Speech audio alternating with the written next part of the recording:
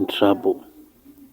It is very much difficult for a pastor to be understood and to be taken serious on everything that he does. You know, we should give room to our pastors and at least understand them on what they do. The problem with people in nations in this world, they have a problem with pastors because they overjudge them. They judge them over things they cannot control, over things that are beyond their control. Look at this issue that Prophet Makandiwa, that His Excellency President Mnangagwa, visits his church. It is becoming controversial and very much noise that why does he come there. I think I have problems with Zimbabweans, how they are too much emotional about politics and how they want everything about their lives to be depending on politics. Do you know that you can be in a church where your fellow member is MDC and another member is NPF, and that cannot be a problem as long as you are not too emotional about politics? These are just different views that you may have, but that may not affect your beliefs. Your political beliefs, your political side or political support must not affect your belief.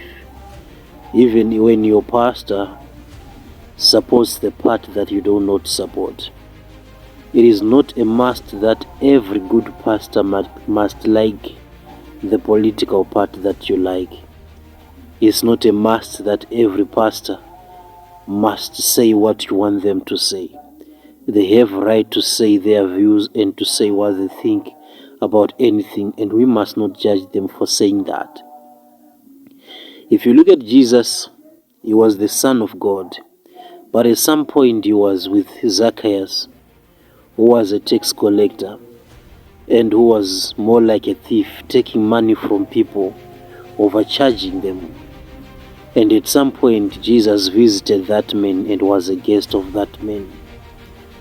Why is it church is too much strict today on pastors, even when Jesus was not that strict? Can you imagine how Jesus Christ, his feet were cleansed by a prostitute, and the prostitute anoints his feet with a very expensive oil? We don't look at all that thing, but we are busy judging Prophet Makandiwa. Why is President Mnangagwa is at his church? Why is he saying that? I don't see anything wrong in what the prophet said. He said his view about what he is doing, and in every statement that he said, he didn't lie.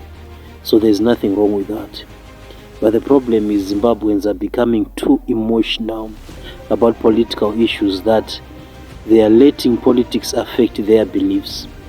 If you are a member of UFIC or you believe in Prophet Makandiwa as a man of God, if that belief is going to be affected with that political thought or political view in your mind, then you still have a problem.